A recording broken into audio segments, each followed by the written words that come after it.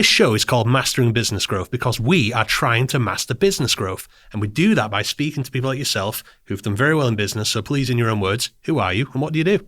Well, my name's Guy Walker. I'm the CEO of Talentia Group. I always have to get out that because there's a couple of businesses involved. So we are basically a provider of human capital services. So you might know it as recruitment. I know it as recruitment, employee branding, umbrella, payroll solutions, HR software, human capital consultancy. Basically, if a business has people, we have a solution. So I solve as many problems from a people perspective for businesses as possible.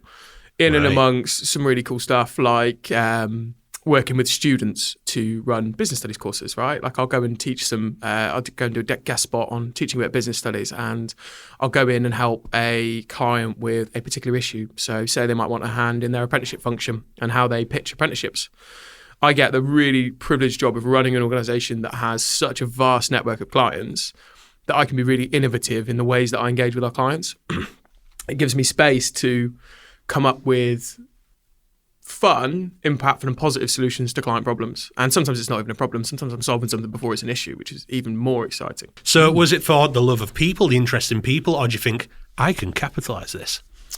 Look, I would be lying if I said that I'm not interested in making money. We're a for-profit business. I am here to grow my company. I'm here to grow businesses. That's what I love to do. I love startups, and we're probably more of a scale-up at this point, right?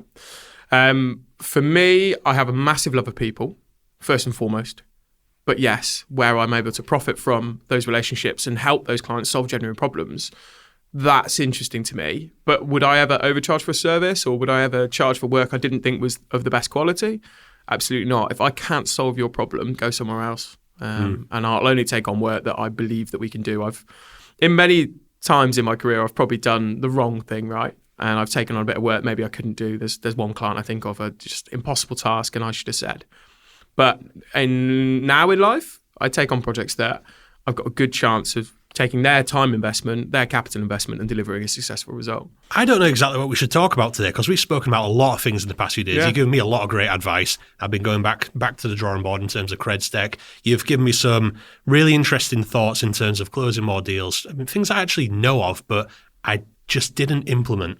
For example, a lower entry to barrier, lower barrier to entry, in terms of closing more deals. So let's talk about sales a little bit, because that seems to be essential no matter what you're doing.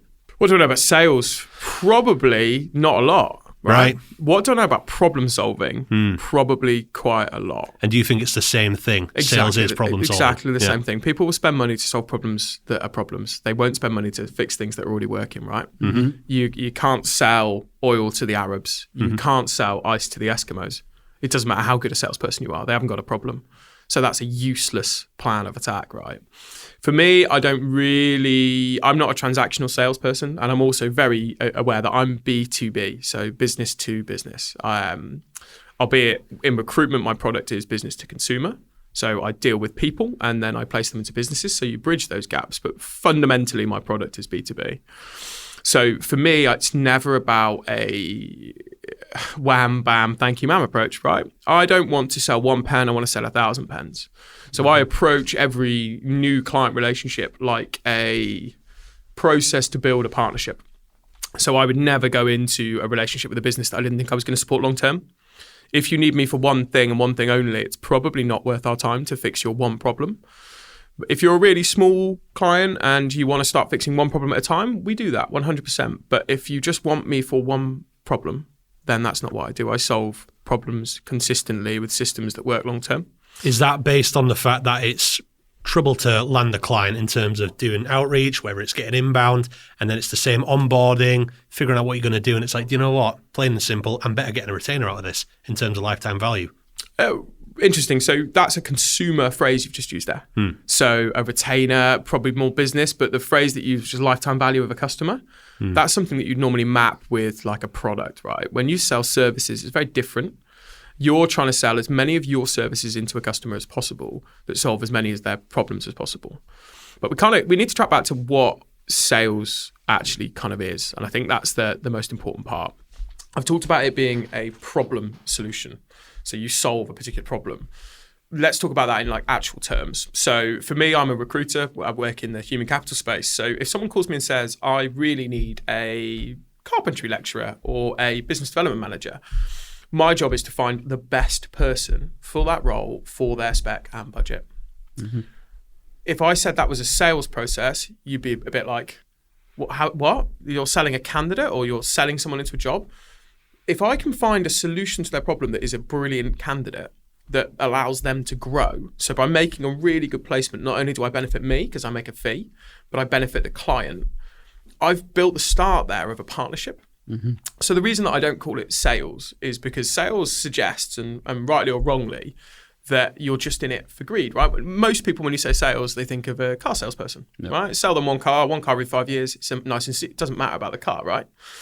For me, I'm probably more of a partnerships relationships manager, which everyone knows is a salesperson, right? It all tracks back to your job being about growing your business and solving a problem. So when you ask about what sales is, I guess for me, sales is problem solving, but solving the problem that isn't the problem yet, right? They don't know they want that person that's so good that it actually makes their business grow. They're not thinking about that. They're thinking about solving a problem. You give them such a solution that their business expands on the back of your solution, you're going to help that client grow and you're going to unlock a better partnership. And that's probably more what I'm about than what is sales. Yeah. And how do you go about approaching those conversations in the first place? Is it mostly inbound at this point, or would you...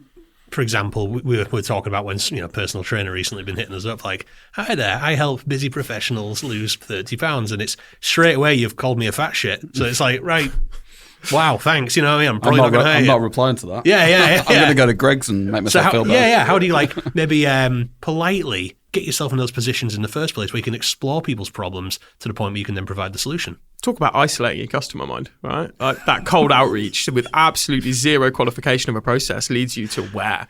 The junk mail, or worse, you've offended someone. Yeah.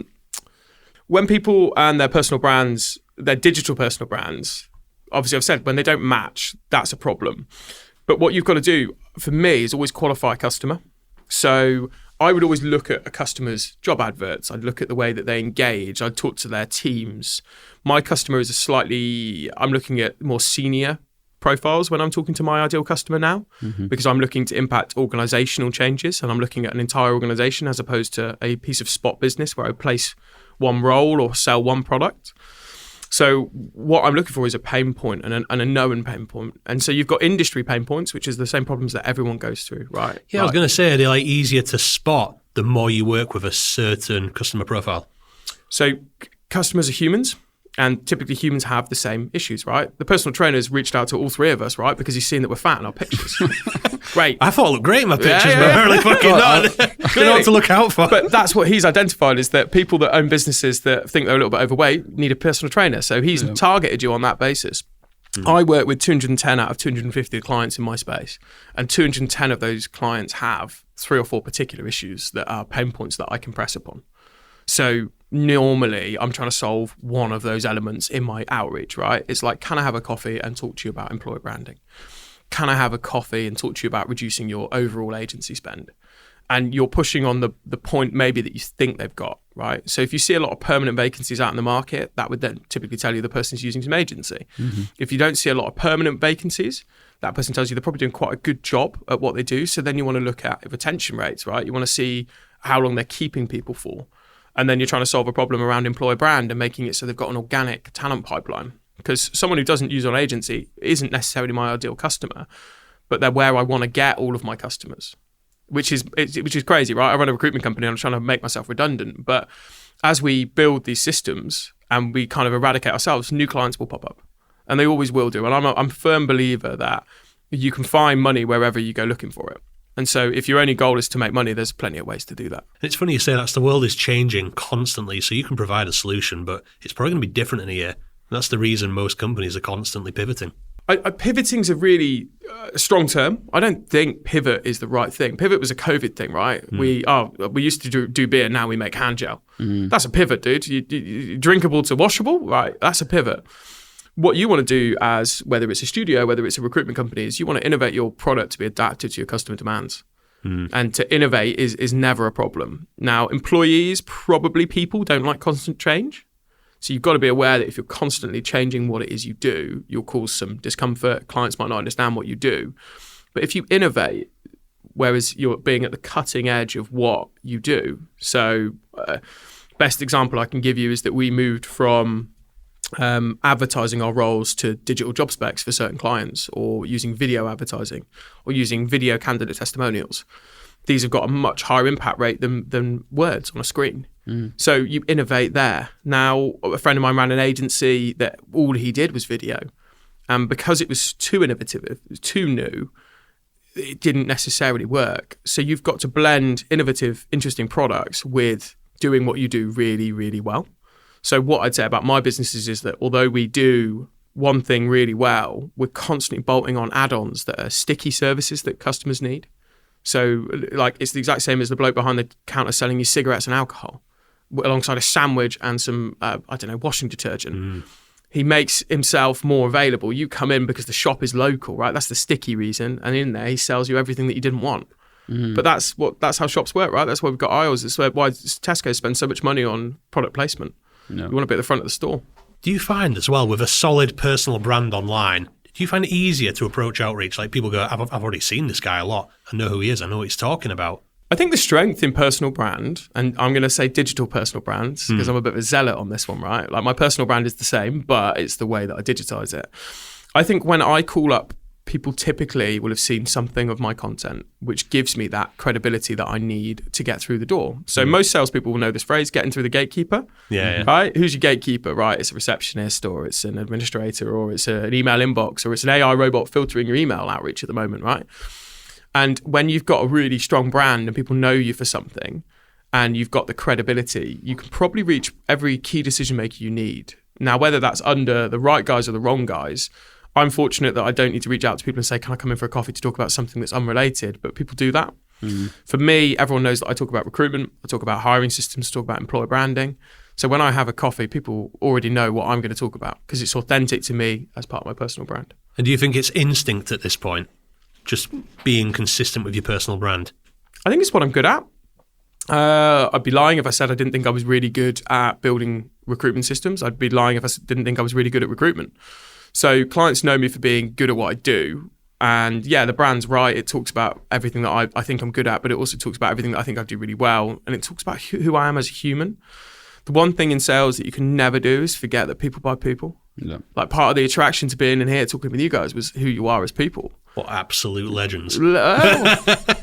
Whatever you want to say about yourselves is absolutely fine. No, man, you said it. Maybe. I said you're cool, man.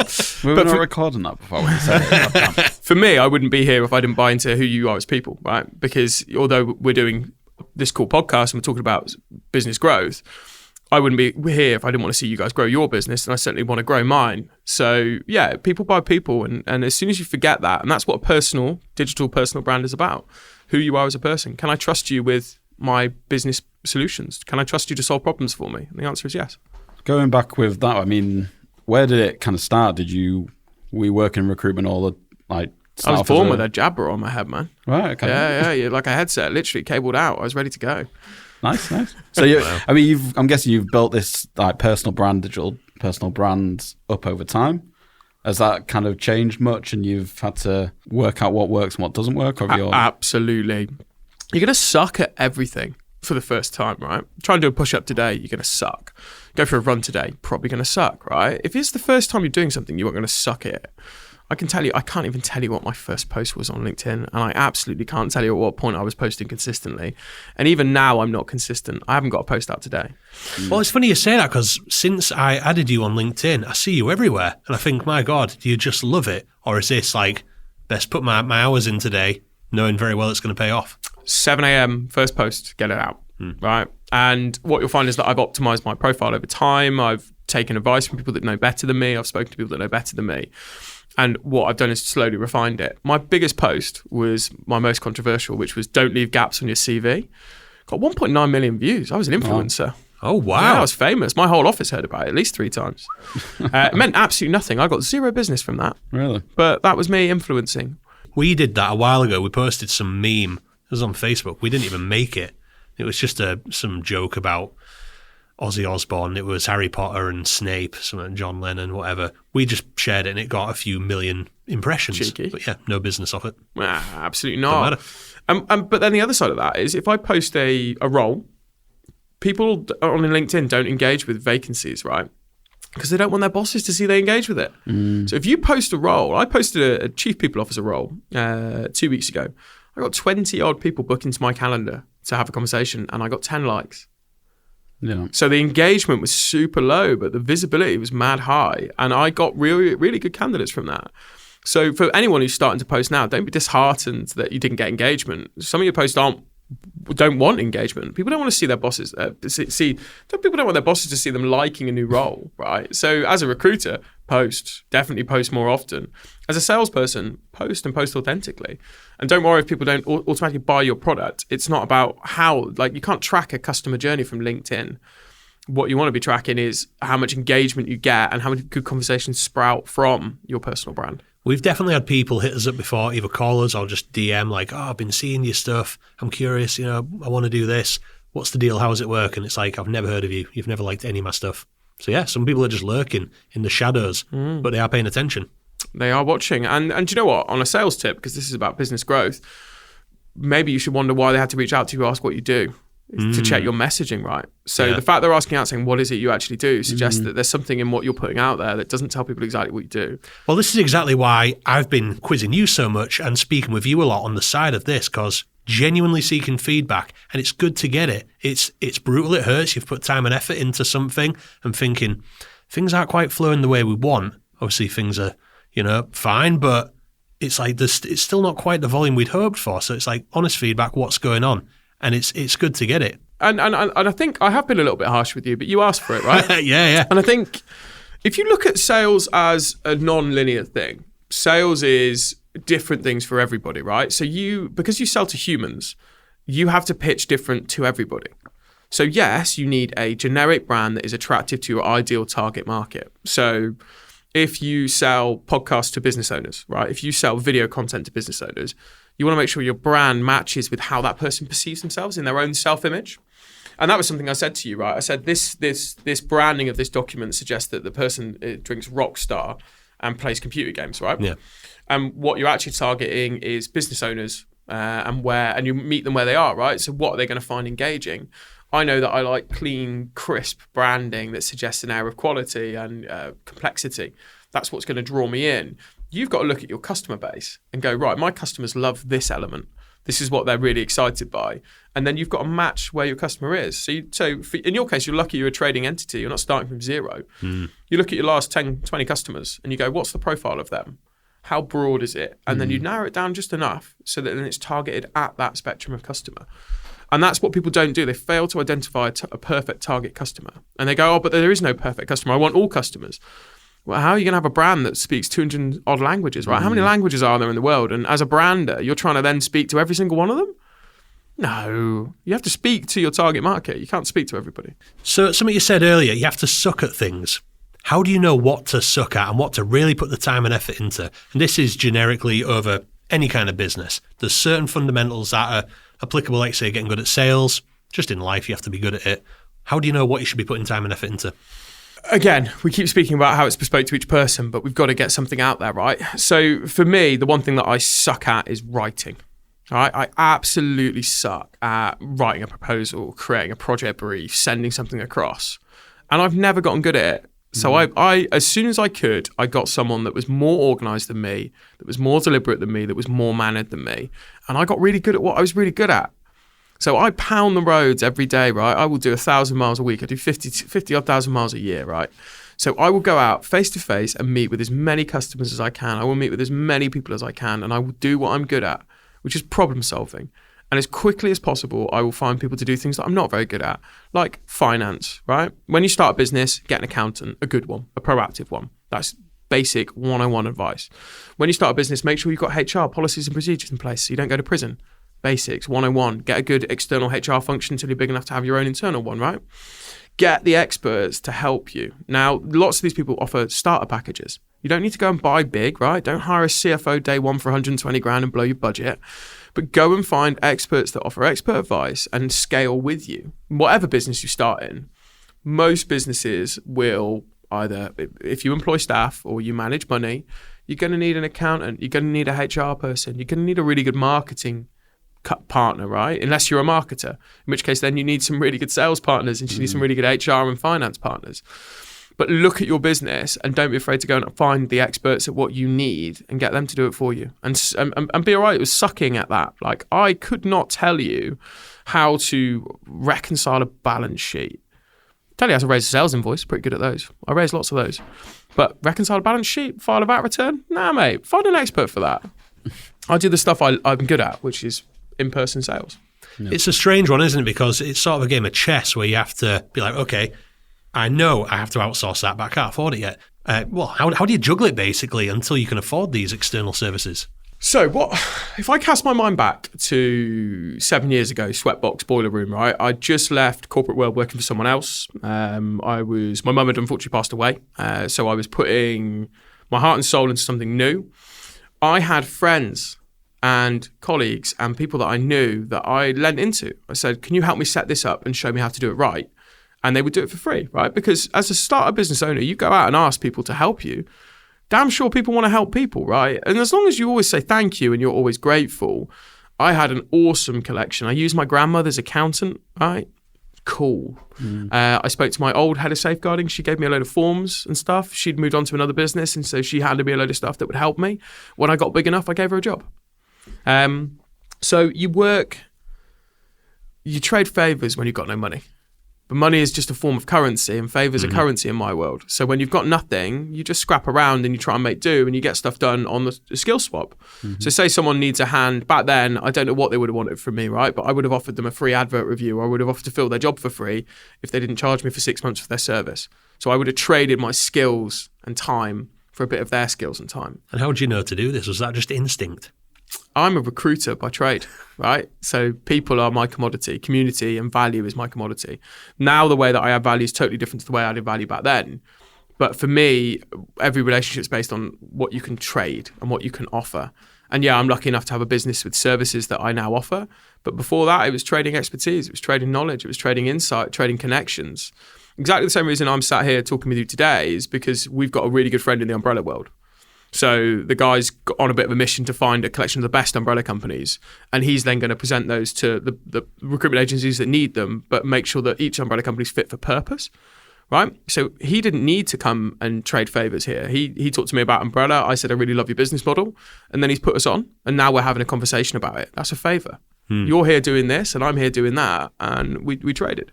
That's all it is at the end of the day, isn't it? So we spoke to Linda Plant on one of these episodes, and she referred to it as trading. And I always forgot that is fundamentally what any business is. You literally forget that it's just trade. Money's just a currency to form between the two. You could trade anything, right? Whether it be sheepskins or water. Yeah. If you've got a way to transport it, trade it. But I think, yeah, it's your expertise and my expertise. And do we need what each other need? And look, not everyone's a customer.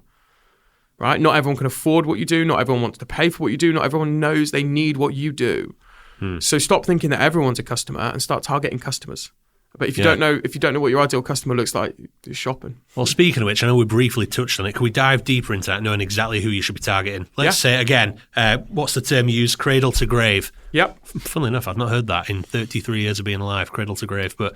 Anyway, I mean, we all go from cradle to grave. I know, just no one said those words to me. But either way, I would like to know, let's say we can use our business as an example. You can talk about what you've been through, or even just generally. Let's talk about it from start to finish. You've got something to sell. Where do you begin? Christ, that's a big and broad question. I'll tell you what. That'll probably take us an hour. Let's talk about your business, right? Yeah, sure. Yeah. So I'm here in a pretty cool studio. Yeah. Okay, I've got a games machine, I've got all the right lights, I've got the top end equipment, and I've got 2 great hosts. So, what have I got to trade? I have recording equipment, I've got editing facilities, I've got the right studio. So I can basically capture content. Who needs content? Right? People that don't have a personal brand or people that do. People that have a personal brand that want to be better. I've got business owners that don't know how to position themselves. So I'm not just a podcast studio. I'm developing into becoming a sales growth incubator, right? So come and spend a day with us. We'll strategize some podcast ideas. We'll strategize some video content that helps pitch your point across. But if they don't even know they need a podcast, maybe they don't even know what they're selling yet, right? They've just got a product. They don't know how to sell it. You've got capacity here, having spoken to so many people just like me who work in sales, that you can sit with them and go, right, Let's develop your ideal target market. Let's do your perfect customer profile. Let's do your positioning of your thing, right? What is it? It's a pen. Cool. Who wants pens in volume? I don't need pens in volume. I probably use about 10 a year, right? Schools, they need pens, right? Yeah. How do we speak to schools about pens? That's it. So what's the problem we're going to solve, right? Do you email a head teacher and say, do you need pens? No. Do you email a teacher and say, do you want pens? No. Do you email the head of estates and facilities that looks after stationery? Yeah. Where are they going to see your email? Probably going to ignore it if it goes in their inbox. But if you post them out one of your pens with a handwritten note that says this is the best pen you've ever had, you can buy 1,000 for $13.99, undercut someone, they're going to buy the pen, all right? Because you've done something different to what everyone else does. We're going to get to a point where people do things so samey that the easiest way to stand out is to do what we used to do. Right? People send me chocolate bars in the post. Don't know why. It must be that PT thing, right? But they send me like a physical item. We recently bought a MPS score testing piece of software. They sent my business partner a book on MPS testing. He was like, I wonder who sent me this book. But that's how people are starting to close deals. They're going back to post. They're going back to hand delivery. They're going back to speaking to people. Yeah. Just anything to actually get in front of people. So what I'm talking about with you guys is you get people in and you solve as many of their problems as possible that they don't know are problems yet, right? You're not just a podcast studio. You're not just recording. We're not just editing you and putting your voice out there. We'll help you shape your voice, shape your brand identity, get your perfect target market. We'll help you do pay-per-click and SEO to make sure your website and your ads are being viewed. You become a wraparound service provider that takes them from cradle to grave. Grave for you being they've smashed it, sold their business and cut you in, bought you an Aston Martin or something, right? But your job is to grow with them and you grow your service offering with them. Talk about the business that built the Tesco's club card. Tesco's bought the club card off someone else. So originally they went out to a couple of consultants and said, develop us a club card in a test for 9 stores. And it's only going to be a pilot for 3 months. Then we're sacking it off. Don't worry about it. They built such a successful business off the back of Tesco's as their main customer. They sold to Tesco's. And that is the most successful club card story in history, right? But all they did is continually bolted on products and services, analytics into that product that they built for Tesco until they were so valuable Tesco's couldn't do without them. Mm-hmm. So your job as a business owner is to continually build your service until it is absolutely mission critical to someone else's business and help them grow. Got you. Especially this business. Well, that's kind of what's taken us to this new pivot, and it's, don't get me wrong, super new, and it's come from, people going, I feel like I should be using podcasts. I've been told they're really good, but I really don't know how you turn it into business. And then, if you look at all the, the money you can make from just streaming, it's like, I wouldn't even bother going down that route because you'd have to be super viral just to make a little bit of money. But, we went down the route of, it's about, look at, we're speaking now. Podcast invite. People generally like to come talk about what they're doing. And that's how it works. So it's opened up those doors to then build real relationships, possibly explore it. You don't want to give away too many secrets, right? A podcast is not a business development tool, right? A podcast is a brand builder. It is a credibility maker. It is you demonstrating who and what you are so that people get an affinity with you. They believe in you and they buy into you. I've got a podcast that I run myself. It's called Culture, Leadership and EVP. It's not a business development tool. I go out and meet principals, and with genuine interest and intellect, I ask questions about things that I want to learn about. So for me, it's not about sales. I don't sit there and talk to them about what I want to get out of it. I ask questions with genuine intent to learn and answer. And then I share that passion with as many people as watch it. And my podcast goes out to 281,000 teachers and 60,000 clients. How many of them watch it? Couldn't tell you. I haven't seen the views on it. But for me, it's not about that. It's about me having a genuine learning experience. And look, well, that's the secret to actually having a good episode as well. Being actually curious. Like I'm sitting here going, seriously, I want to learn about running a business. That's the whole premise of the show. And I love it. And I think be passionate, right? So you guys are passionate about growing your business. I'm passionate about growing businesses. My biggest pleasure comes from startups. I like people that are at bottom zero, right? They have a cool idea. They've got a pitch. What are we going to do with this, right? What problem do we solve? How can we grow this business? Where are we going to get to? And I just find the journey so fascinating because being a business owner is shit, right? You take all of the risk. You're hoping for all the reward. That could be in 10 years' time. It might be in 5 years' time. You could get viral and be rich next year. But watching people go through that journey, shaping their personality, shaping their businesses, learning all the skills they need to be a good business owner, it's amazing to watch. I get so much fun out of watching the people in my business that have scaled and grown with me. I sit in my boardroom and I look at the team that I've built over the last 7 years and I think, holy shit, where did you guys come from? And they've all been with me since the beginning. And we've built this large business, right? We're touching 50 million turnover company. We employ 90 odd people. And I have the privilege of leading that, but I also have the privilege of shaping it and seeing these people come from startup to sitting in a boardroom, getting validated by our clients, validated by our candidates, validated by our service. And that's what I get excited for, is to see people go on a growth journey. And that's what gets me out of bed every morning. So you mentioned you work with a lot of startups. Are there any common themes, things that people can make sure they do to make sure they actually do well? Or is it always so varied every time? The stupidest phrase in business is, I run my own business, so I can set my own schedule. Number one, guaranteed to fail, right? Yeah. Like, I set my own schedule, I work when I want. That is, and possibly could be, a lifestyle business, right? And I'm not discrediting people that say, I want to run my own diary, I want to run my own business. That's fine, right? But there are two types of businesses. There are businesses that are businesses in their standalone right, and there's a lifestyle business, yeah? And for me, I set out with the intention of building a business. And so then I don't get to set my own schedule. The joke that I make is I work for HMRC in the bank. Right? HMRC is a millionaire before I'm a millionaire. Have you seen that video that's been going around recently? It's gone super viral. You sent me it, and I've seen people sharing it now. It's like it's just some builder out on a roof, and he goes out in the rain. Yeah, he's out in the rain. Like, when you're having a tough time, January 31st. That's it. It's literally like, sometimes when I'm having a hard time at work, I just have to pull out my phone, remind myself who I'm doing this all for. HMRC. And that's it, right? And if you get into business to build a business, not a lifestyle business, which is what I talk about when I say business. So just to context that, I'm a big fan of lifestyle businesses. I'm a big fan of people getting what they want from the world of work. That's not what I talk about when I talk about building a business. I talk about building something that exists without you. I'm still talking about something that goes on beyond you. Something that you maybe don't intend to exit, but could exit. Absolutely that. That's what I talk about. And that's no discredit to any other business. So the number one is discipline. Okay, when you set out to build a business, you've got to be disciplined in your approach. That means you have to turn up to work even when you don't want to. That means you can't slink off on a Friday and get an early night, or that means you've got to work when the work is there. And as you're building and developing a business, unless you've got loads of cash, you've got to say yes to some crazy stuff. You've got to say yes to opportunity. You've got to say yes to making it fit.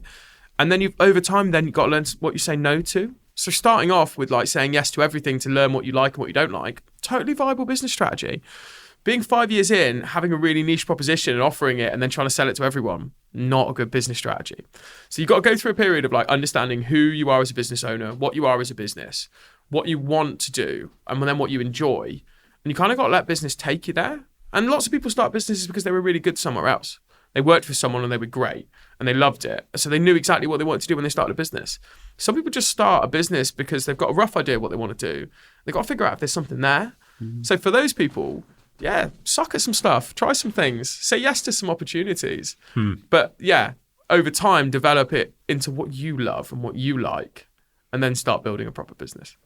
That's sort of how this came about. It was just me. I was a musician in bands, all that stuff. And then I was really interested in how the famous bands sounded good on albums, but the local bands sounded like shit. And I was like, why is this? What's the difference? So I got really interested in production. Like audio filters? Yeah, endless where that goes. But I got really interested in like, wait, why are they famous? Why do they sound so good? What's the difference? And that got me fascinated in production in general. And then that led me to recording my own bands, then a few other local bands, then other local bands like, oh, this sounds better than your typical local recording. Because I was emailing producers like, I've heard what you've done on the album. What is it? This is before YouTube, long time ago. Yeah. And luckily people are happy to talk about, well, I know what I'm doing, so I'll tell you, But we go back to that, right? I talked about the fact that people buy people. So as long as you're genuine in your interest and you really want to learn, people will help you, man. Yeah. And I love the fact that you went out there and just emailed people and said, yeah, help me out. Cheers. Thank you. Hey, it worked. And it got to a point where I was like, cool, I'm just sort of doing this. It went from interest to hobby to, oh shit, I need to go get a job. But I can actually charge them to do this. And it just kind of grew like that. And then next thing, here we are in a podcast studio. You blink and it's just all different. And that's it. And business's journey, your business grows with you. Whether you're a sole founder, shared founders, whether there's 4 or 5 of you, a business grows with its skill level, with its talent, with its experience, and it will evolve over time. And yeah, it might start off with one crazy idea and become another. But that's the beauty of being in business. You have that direction. So as long as you're disciplined in your approach, you go with it. Anyone who gets into business and thinks it's not going to be hard work, yeah, you live in dreamland, right? It will affect your mental health. It will be difficult. It will be challenging. There's no perfect time to go into business. There's no perfect time to start. If you wait for the perfect time, you're never going to start. There is no perfect conditions. There is no perfect weather. It's just a case of starting and going at it, applying your discipline, applying your hard work. And the final thing for me is do something you love. Holy shit, like I actually don't work a day in your life. I absolutely love my job. Right? No, I do not like getting up at 5 o'clock in the morning and driving all the way to the other side of the country. That's crap. Do I love the people I then get to engage with and meet? Absolutely. Do I love being told you've done a good job, you solved a problem? Yes, I do. Do I love changing people's lives through opportunities? Yes, I do. So when you start a business, you love audio recording, right? You love video recording, you love editing. Well, shit, you're going to build a business by loving it, right? So don't go and start a business doing something you don't love, because you will very quickly hate it if it is not your absolute passion. Do you think many people out there do start a business that they're not interested in, but just want to run a business because they think it's a possibly glamorous lifestyle, might afford them a better life? When you open a limited company and pay 12 quid, they do not post you a Range Rover and a Rolex, right? So well, they did me. You got lucky. So I think a really interesting thought there, right? I think people, when they think they're a business owner, act a business owner lifestyle. There's no such thing. You are a human that operates a business. So I think people go about it the wrong way sometimes. And I think maybe they just want to earn good money and then maybe want a bit of freedom. And I think that comes back to that kind of lifestyle business thing, right? Where actually it's a job. So great example, maybe you're an electrical installations person, you put in fire alarms. You might then go and subcontract out and do your own fire alarm installations. Probably not like a business there. You're just doing something that you're good at and that you like. I don't know if you love it at that point. But say you're a recruiter and you go and build your own brand and you're like, right, I want to do recruitment this way. And this is the bits that I love. And I'm going to get rid of all these things that I don't love. Yeah. Okay. Now you're starting to shape that job that you cared about into that job that you love. And that's exactly what I did, right? I took a product that I love. I took an industry that I like. And I developed a set of products over time that now means that I get to wake up and just love what I do. Still stressful, still hardworking, still have to apply discipline. But shit. So may I ask, what do you do different to other recruiters? We care about the outcome. If you've worked with a recruiter that says, well, our terms and conditions state this, find a new recruiter, right? As a business owner, if you have to refer to your terms and conditions, your relationship is broken down. So one of the things that I've never done in my history, unless we've been comfortable with losing that customer, so we've probably done it 4 times where someone's not paid a bill and they're going all about this and that, and then we don't think they're going to work with us in the future. Cool, we'll revert to terms because we stop speaking each other's languages. I very rarely revert to terms. I always try and find a solution to a problem. Type of last resort. I use terms as a last resort. So when I set out to build a business, I wanted to do 3 things differently. One, that was care about the outcome and have a role in impacting that outcome, because we placed lecturers into colleges, right? I want to know that those students are getting the best teacher. I want to know that they're getting the best level of service. Secondly, treat your candidate with respect. Right? People are looking for jobs or people want a career move. You've got to give them insight and knowledge that allows them to make the best decision for them, not the right decision for the recruiter. And I was at a place where I had to make the right decision for the recruiter because I got targets to hit, man. I want to go to Vegas again. And the third thing is treat your client with respect. Right? Your client has a job to do and they're not just a number on a screen. They are a real person with real problems. And I set out to solve as many of those problems as possible. And I initially just started because I thought I could do it better. And then better has evolved over time. And now I challenge poor practice. I raise standards and I listen and I learn and try and do the best that I can. And then try and push my industry to do better as well. Because recruiters get a tough rep. Yeah. And do you think as you've developed more resource and built a bigger company, it's easier to stay on top of standards like that? Harder. Yeah, because actually as I get further and further from the action, right? I've been out of the office all day today. Heaven knows what they've been up to, right? So my business systems need to be strong for me to be comfortable to be out here to say I'm trying to raise standards. And they're not always, but that's why I always go with a default of I can fix it. If you pretend that you're perfect and you're holier than thou, you're going to have a problem on your hands. Whereas I absolutely tell everyone I'm about 80% of where I want to be. And I've been 80% of where I want to be for 7 years. I haven't got any closer to being perfect. We've gotten bigger, we've gotten better. I'm no closer to perfection than when I started, but damn sure I'm better at what I do. But when we make a mistake, we're humble. When we always will be humble, right? We will go out there and strive to solve that problem as quickly as we can and in the right manner. And we don't always get it right. I've been sacked once or twice. I get sacked by clients. I've been summoned into places to get sacked. But then I learned from that, and I never just want to get sacked. I want to know why you sacked me. I'm not trying to sell back into a client when they've sacked me. I just want to know why they sacked me, so that I don't get sacked again. And chasing that feedback and getting that feedback loop to learn, that's what every salesperson should always do, right? You should always be learning, why didn't I get the sale? Why did I get the sale? It's not enough just to say, yeah, cool, I've sold it, great, fantastic, excited. Actually, why did I get that sale, and how can I get that sale again? And why didn't I get that sale, and what can I learn from that so that I do get that sale next time around? That's what every salesperson should be asking themselves every time they interact with a customer. So systems, you mentioned systems there. Very important for running, particularly scaling a business, because it means you have rinse and repeat formulas, let's say. That means you can give it to other people to do and grow. Tell me how you've leveraged systems to grow your business. Recruitment's quite simple with that. So you build a system around an ATS, an applicant tracking system. So picking the right one's important. When we talk about systems in general, you fall to the basis of your systems. So for us, we've got preordained ones. So you've got like a qualification sheet. That's how you qualify a job. You've got a candidate qualification sheet. That's how you qualify a candidate. You've got a CRM that gives you all the prompts that you need to fill in all the information that you need that you then need to utilize. We then throw other systems in, like interview preparation for your candidates, a sales process, a sales cycle. You build your systems not for one person, but for everyone to access and use. I've found that putting them all in one place as best as possible gives people the ability to access systems. So as you scale, you don't lose it. But also onboarding and training, vital. So if you're a 10-person business, who cares? Do what you want, right? You as a business owner can impact those 10 people. I've got 90 odd. I can't do that. I can't even see all those people in one room. I tried just after Christmas and we couldn't fit. So those systems need to operate when you're in and out of that space, and they need to follow behind you. And yeah, all right, as a business owner, I don't always follow the system. I don't always put my notes in the system. Oops. But I expect my team to. And that's probably where it breaks down, because now my senior team don't put their notes in the system. And very slowly, what I noticed over time is that less and less people started using the system, because culturally, I wasn't putting my notes in. So people stopped putting their notes in. And that's really important as a business owner. If you build a system that you don't adhere to or uphold, very quickly that will unravel behind you.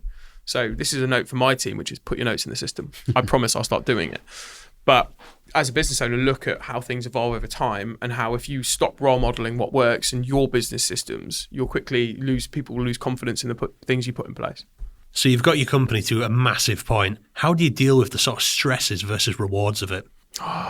Some of the rewards are in the future and some of the rewards are today. So today I've had a great day, right? I met you two. I've been out down at meeting some colleges and some clients, and I've had a great day and I feel great. And today is worth it. Yesterday, got home at like 9 o'clock, knackered, tired, sat on the sofa, realised I had to be in Grimsby the next day. Thought, shit, I'm knackered. I'm going to bed. Tired, long day, right? And those days, it's not always worth it. But as long as it's worth it the majority of the time. I mean, I went through COVID where I'd lost and was losing 20 to 30 grand a month. I made the right or wrong decision. On reflection, I don't know the answer, to keep all my staff even on furlough, even though that was costing me a fortune. So we tried our best to just stay through it and not get rid of anyone, not cut any heads, do our best to be a business at the other end. I think that paid off because I protected my people as best I could. But as a business owner, that was a huge risk. And the reward was that we've doubled in size every year since. But I didn't know that at the time. So sometimes you're trusting your confidence, you're trusting your gut, you're trusting yourself. And then sometimes I just have to recheck in with what I want to achieve and what success looks like to me. And I think quite a lot of business owners go out there and don't define what winning is or what success is to you. Don't let the gurus on LinkedIn or other people or the Rolex and the Range Rover that come in the post from a company's house. You need to define what's successful to you. So if you run a small business where you only need to have 2 clients a month and all they need to do is pay you £2,000 and you get those, and then you get to spend time with your family and you get to keep your health, great, that's successful. If you're like, I only need 10 clients to break even and make a living and pay for my Range Rover and buy me a Rolex and I'm happy as hell, great. My successful point will be when I've got 300 staff and we're 100 million turnover and we're providing over £1 million worth of donations back into the space. And when we've got that level of impact, that's my success point. So I set my bar extremely high. And I aim for that every day. And then I have little goals along the way that pick me up and get me excited. Like I have target clients that I really love to meet. And when I work with them, I get excited. I have roles that I really want to fill, that I get excited when I fill them. I just filled a people and culture director for a lovely charity. Super excited by it, right? And I did it because I loved it. So I have little things that keep me happy and motivated and remind me that I'm doing it. And then I check in with other people as well. So I've got 2 non-exec directors that advise me in the business, and I ask them, what do they think good looks like for us at where we are at and where we get to? So don't let your other people's version of success define you. You choose your own version of success, and you make sure that fits with your picture of how you want to see the world. And when things aren't going so well, how do you deal with that? That is one of the hardest things as a business owner. Do what you do really, really well. And don't, for us in recruitment and probably most businesses, sweat the small stuff and do the basics really well. If it's worked in the past and it's not working now, it's probably because you're not doing what you did in the past, right? Yes, markets change and things adapt and you've got to be a bit innovative. But fundamentally, lots of people come to me and go, I'm not billing what I used to bill. I'm not getting the figures in. And I look at it and they're doing quarter of the work. Right. So if you've got a system that works, that you know works, so say for this podcast, we record 20 podcasts, we put it out in the world, we get 1 million views, we get 2 customers. Then why did we only record 1 podcast last month and we only got 3 views and we're expecting customers? Yeah. So as a business owner, if it's worked in the past, keep doing what you're doing, but do it well. And if it's not worked, keep asking your customers what they want, right? So if you haven't got a customer, but you see a competitor of yours doing something well, find out what they're doing well, what their clients like about what they do, and just be curious and ask questions, and then go and shape that product into what your customers need. But that's only if you're starting out. If you're established, go back to doing the basics really well. And how do you deal with the levels of stress that come in with running such a big company? For me, who am I is my biggest focus, right? Like, I have a theory for me, which is that every human has a baseline. And what that baseline is what makes them happy. So my happy moment is when I've gone to the gym every morning. I have made a placement at work. I have eaten healthily. I've slept well. And I've relaxed and seen my family and my friends. If I'm doing those 5 things every day, I'm normally quite happy. The only times that I ever feel really stressed or unhappy is when I've stopped doing the basics of what makes me happy. So whenever I'm like, I'm not happy this week, I check in with myself and I go back to doing the basics. I hit the gym that next day. If I've had takeaway 3 nights that week, I don't have takeaway the week after. I text my dad and say, Dad, are you all right? Right. I text my brother, I catch up with him, find out how London is. So I speak to my sister, I speak to my nephew. And lo and behold, a couple of days later, I'm right as rain. Because that's my base layer, my human base layer. So I think every person will have a couple of things that make them happy. And sometimes they're just working too much to do the things that make them happy. That's really interesting, that. That is interesting. It's like a personal, looking after yourself. And then, because that's just going to make everything else better, right? Yeah. Like, as a business owner, you can't be, sometimes it's not very forgiving to you as a human. And it will take and take and take, right? This week, I am not home for the next 4 nights. I'm in hotels for 4 nights, right? And if next week, I could probably do the same again. But if I forget that I'm a human underneath that and that actually I need to look after myself and I don't go to the gym tomorrow morning and I don't eat healthily tomorrow night, I'd just be in hotels 4 nights a week on my own, forgetting that I'm a person playing the role of a business owner. You've always got to remember you're a human, you're a person. It doesn't matter what the world demands of you. You need to do the things that make you happy. And whatever that base layer is. For you, man, it might be drinking a can of Relentless and recording a podcast and getting out to meet some really cool people. It might be spending time with your wife. It might be bloody going and making a cup of tea and putting too much milk in it until it moves at you, right? Yeah. But whatever it is that makes you smile and laugh, it might be scrolling TikTok for 3 hours. I don't care. It's personal to you. Yeah. I've told you what makes me happy. But having those 4 or 5 collection of things that revert you to your base layer where you're happy again is vital to deal with stress. And do you find that if you don't do these things, I know my mind tends to go off on one and I'll get into like ruminating and all that. And I find, I've not found the way to dodge it yet other than just to make sure things are running smooth. How do you deal with stuff like that? I got about 4 days of not doing base layer. Yeah. Before I start getting twitchy. Yeah. And then I've got to revert back to base layer. Yeah. When things aren't going so well in business, I typically ask myself what's changed and what's different. And then I'll speak to my customers. So I used to do a thing on a Friday, which was called Placement Lockdown. It's basically where I call everyone that I like because I've worked with them. So I call all my clients that I've worked with and I go, guys, what's new? Teach me. What do I need to learn? What are your managers talking about? What are your friends talking about? What are my colleagues talking about? What are other agencies doing well that I need to start learning, right? I go and get curious with my existing client base to figure out what my competitors are up to or what I need to be up to get busy again. And I used to do that with joy. My Fridays were filled with laughter and banter all day, just ringing my clients for a catch-up. Yeah. And what I would learn over time is that, one, I really value those catch-ups because they motivate me to smash it the week after. And two, I'd pick up what people are doing well and what they weren't doing well, and I could shape my where my energy was focused the next week. Yeah. So even if you've only got one customer, make it your mission to catch up with that one customer and learn something new every week that can shape how you get the next customer. At the very worst, you should ask them for a referral, for God's sake. Referrals are good business. That's fascinating. Earlier, you were talking about network, like how you were able to, at the start, refer to your network and be like, I need help with this. Tell me about the importance of networking, or just even having a good network. Depends if you're, as a person, your network is your friends and your family and your colleagues, right? It's just people to hang out with that give you something to do. As a business owner, your network is your net worth. You could ask me anything. Go on, ask me a question. You need a specialist in something. Ask whatever it is, and I'll tell you if I've got someone. Closing more deals. So that's our big thing at the minute. So for you, I prescribe me, right? Yeah. But actually, give me a problem you faced in your personal life this week. Problem in my personal life? It depends how deep I want to get. Heavy on the ruminating, I would say. So you've been overthinking and kind of sitting, staring at the ceiling, wondering what else? Yes. I've got a brilliant therapist. Yeah. Right? And in my network, I've got loads of therapists. I've engaged with different therapists and had different conversations. And I can recommend a way for you to access some therapy, right? In the same way that if you said, mate, my TV aerial fell off, I'd probably know it's a company that does TV aerial installations that have a national network, right? There's a company called Sky Go or something, right? But for every problem, my network has a solution, no matter what it is. I'll put a question out to my network. Can you recommend me a CRM? They give me a load back. Can you recommend me the best book to read for growing your business? What got you here won't get you there.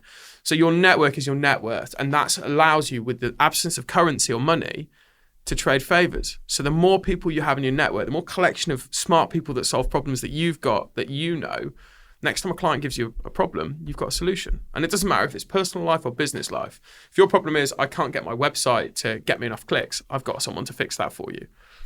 And so it doesn't matter. Your network is your net worth, and especially when you're in a services-led industry. This is something we did touch on earlier, but where did you get all this wisdom from so young?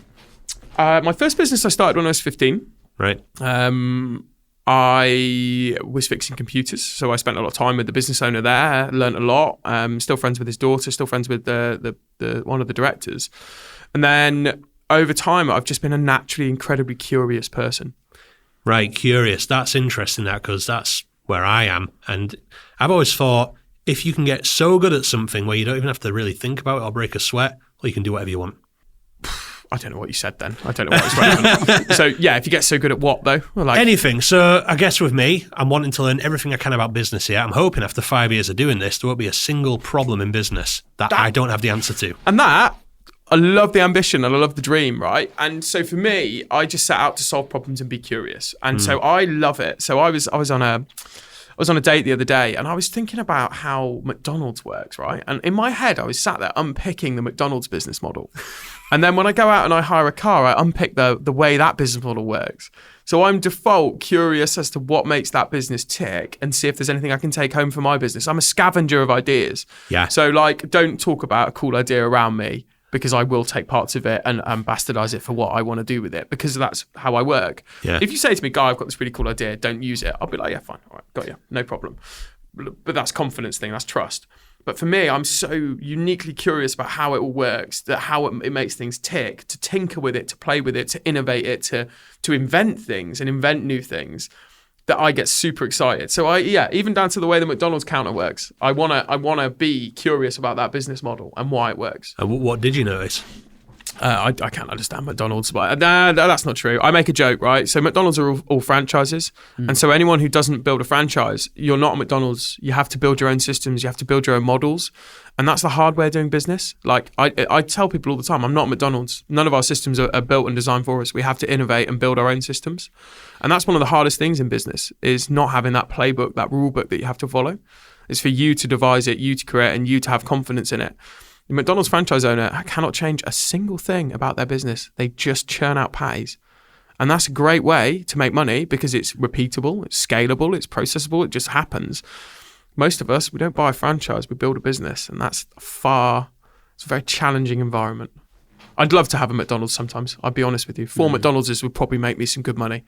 But we're not there. So I run a recruitment company. I don't get to build McDonald's. Do you know, I do a similar thing. So if I'm driving about and got my wife in the car and I'll see a McDonald's advert just on a bus stop or whatever, and it's always the 99p burger. Well, now about £7, with inflation, but it's always the cheap thing that they get you in with, and that's what they advertise. Well, that's it. They know that when you're there, you're going to get 40 nuggets. They know that you're going to get 5 selects and all that. Well, look, let's process the business model, right? So they used to do a wrap of the day. So 1, it's new. 2, it's different every day, and you don't know what the wrap of the day is, so you have to go and ask, because as a human, you're curious, right? That's what kills the cat. Secondly, they know they're going to go a go large meal, right? So they're going to get an extra £2 out of you for the fries and the drink. And then, the ice cream machine, is it broken? Is it not? If I ask, right? I'm going to get that good milkshake, right? And for 99p, so depending whether you're a saver customer or a full menu customer, they've got your interest every time. Do you think they've genuinely factored in the possibly broken, ice cream machine, whatever it is, milkshake machine? I've got a theory on sales, which is intrigue. Right. If I can capture your intrigue to make you ask me questions, you're sucked. Right. So if I put out just enough information to make you want to know a little bit more, you're in my sales process because I'm capturing your interest to get you to be intrigued to find out what the outcome is. So when sometimes you put out a half message to get people to wonder what happens at the end. So intrigue is a way to capture people's attention. There's a brilliant guy. He's amazing. He's my idol. I love him purely because he's overweight and he vapes constantly, right? Rory Sutherland. So consumer behaviors. And I've got this working theory that to be a sales mastermind, you have to combine psychology. You have to combine consumer behaviors.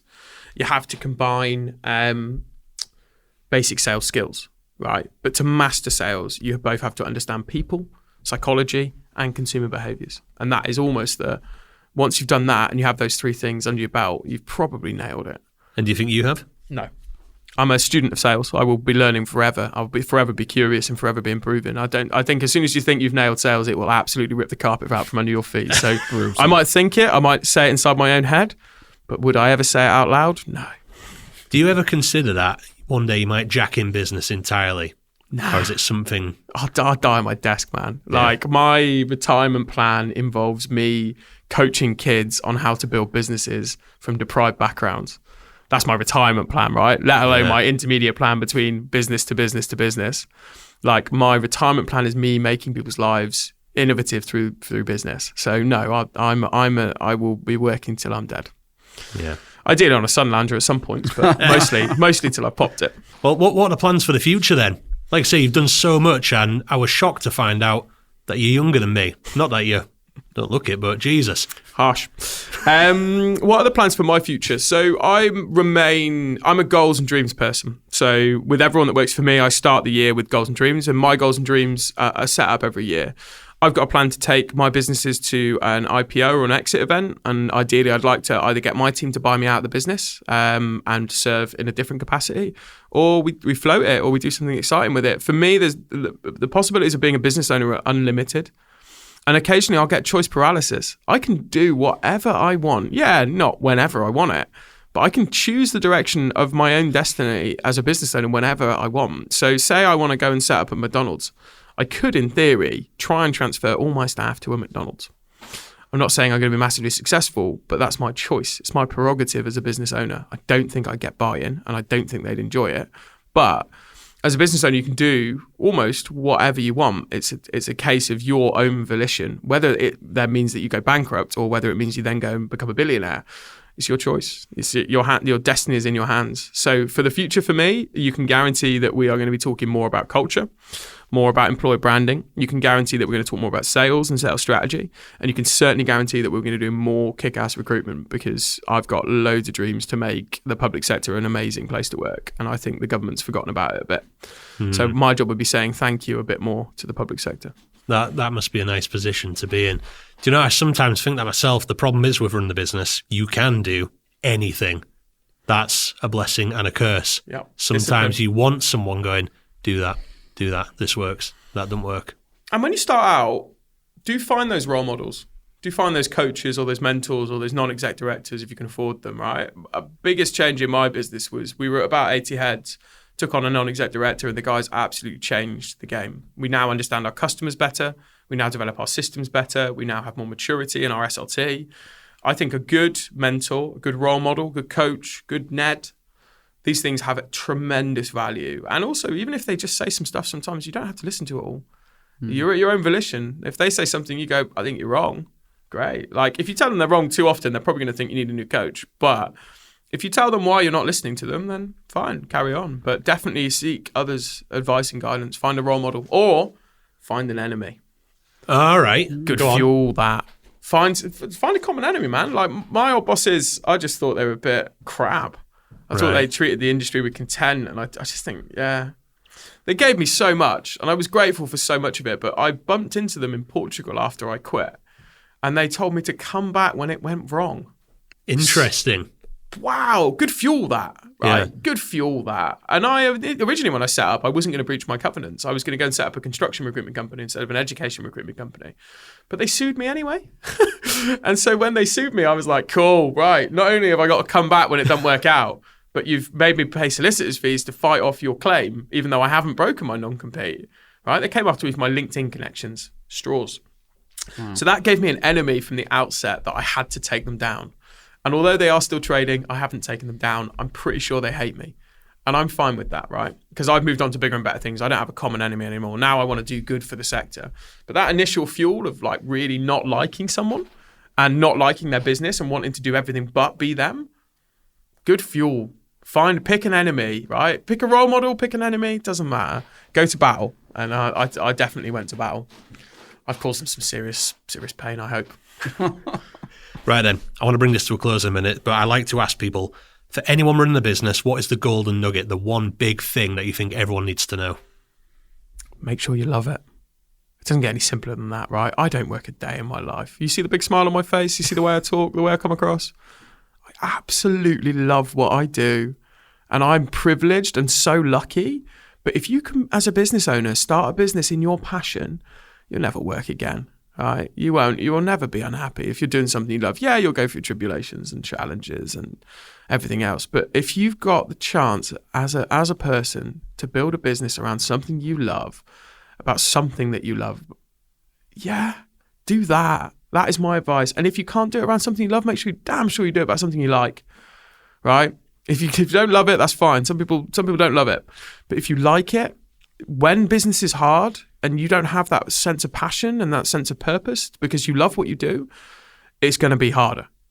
And I've got lucky that I love what I do so much. I love the people that work for me so much. I love the industry that I serve so much, because without that, I wouldn't have made it through COVID, and I wouldn't have made it through some of the stuff that's gone on that's not for a podcast, but I wouldn't have made it through those things. But because I'm so privileged that I love what I do, we're in a place where I have done that. And I think to any business owner, try and pick something that you're passionate about before you go getting into it. Guy, love it. Learned so much. Thank you so much for your time. Really appreciate it. You boys. You guys are great hosts, and it's lovely to be here. And you've got such the quality of the kit in this studio. Honestly, I thought I'd walked into BBC or ITV. So you guys have done an amazing job of setting this up and giving a platform to future business owners. So you should pat yourselves on the back as well. Thank you so much. Hey, and you know what? We've got Gandalf in the next room. Gandalf again. Yeah. Right, nice one. Thank you so much, mate. Cheers, mate. Thank you.